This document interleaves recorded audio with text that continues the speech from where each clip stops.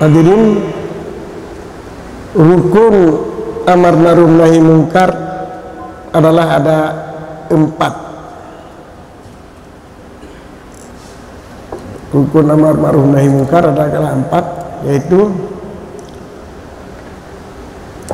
amar ma'ruf nahi mungkar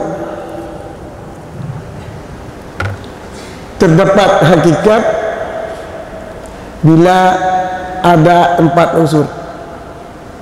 Yang pertama muhtasib, 2 muhtasab alih, 3 muhtasab fi, keempat ihtisab. Yang menurut pengarang Syarhus Salikin, muhtasib adalah orang yang melakukan amar ma'ruf dan melarang mungkar. Itu namanya muhtasib. Orang yang melakukan hisbah. Muhtasab alih, orang yang ditujukan larangan ataupun perintah, itu orang yang diperintah untuk melakukan ma'ruf dan orang yang diperintah untuk meninggalkan mungkar. Itu muhtasab alih namanya. Muhtasab fih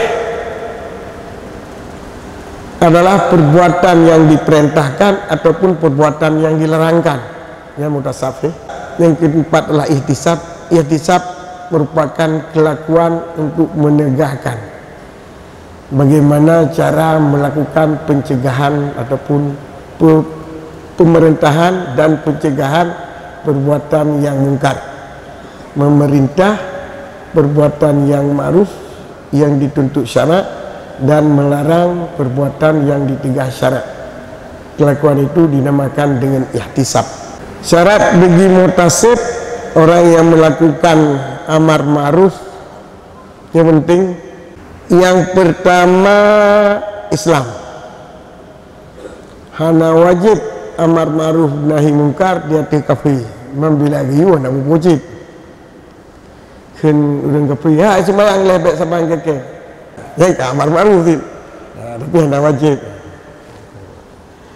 Jadi orang kafir tidak wajib memerintahkan yang ma'ruf dan melarang kejahatan. Baik kami main judi lagi aku.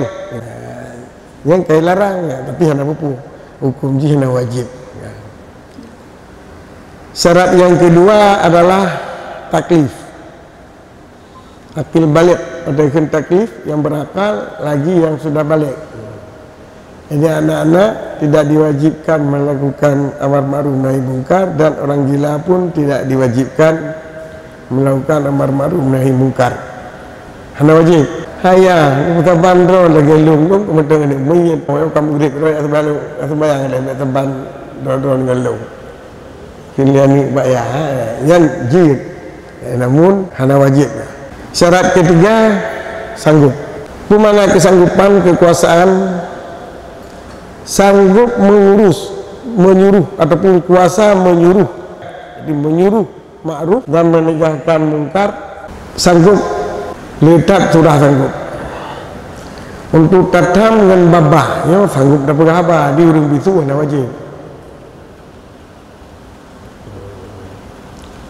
Untuk tam ngendut tegah ngaro, ya urang hana anggota tubuh dengan tam kok hana wajib. Jadi ya sanggup. Kedua na babah. Dan na jaraw na kaki. Tetapi hai kejak tam kemungkaran sakit je kena rumah yang urang 5 pun. Jadi yang 5 daripada 3 kemungkaran karena tidak sanggup melakukan amar ma'ruf nahi mungkar, karena 5 sakit atau ada sebab-sebab yang lain. Maka tiada wajib atas orang yang lemah daripada demikian itu menyuruh berbuat kebajikan dan lemah daripada menegakkan berbuat kejahatan. Namun baginya wajib menegah ataupun membenci dengan hatinya. Jadi tanya menyuhai mantap dengar ide kai pupur hai tapi dah untuk tak tam. Bubungeh mantap. Bungeh baik ke urang. Kipu si bungeh. mungkar yang buat le urangnya. Jadi kita yo bek tareba terjadi buatnya bak urangnya. Ini dengan tambah Allah, dia beri kepada Allah petunjuk ke anik mayat yang bek le buat tatal lagi kan. Yo benci ngati. Yang itu bek tareba but yang terjadi di kampung katanya ataupun bak urangnya. Yang bikin menegah mungkar dengan hati jua. Yang adalah syarat yang ketiga. Tapi mengutip haba Imam Ghazali rahimahullah ta'ala, i'lam annahu la yatawaqqafu suqutul wujubi alal ajiz faqat bal yulhaqu bihi ma yakhafu alaihi makruhan yanaluhu fadzalika fi ma'nal ajzi wa kadzalika idza lam yakhaf makruhan walakin alima anna inkarahu la yanfa. Jadi orang yang lemah tidak sanggup menyuruh berbuat kebajikan dan menegah perbuatan kejahatan adalah tidak wajib dan tidak berdosa bila tidak melakukan. Tapi menurut pendapat Ghazali, ketahuilah bahwa sungguhnya tidak terhenti gugur wajib di atas orang yang lemah. Jadi keguguran wajib itu tidak wajib lagi.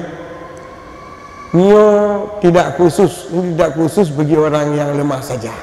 Tidak wajib melakukan amar ma'ruf nahi mungkar, tidak harus bagi orang yang lemah saja. Tetapi dihubungkan dengan orang yang lemah, barang yang dikhawatir ianya seorang di atasnya barang akan kebencian yang mencapai ianya seorang akannya kebencian, maka yang demikian itu pada makna lemah.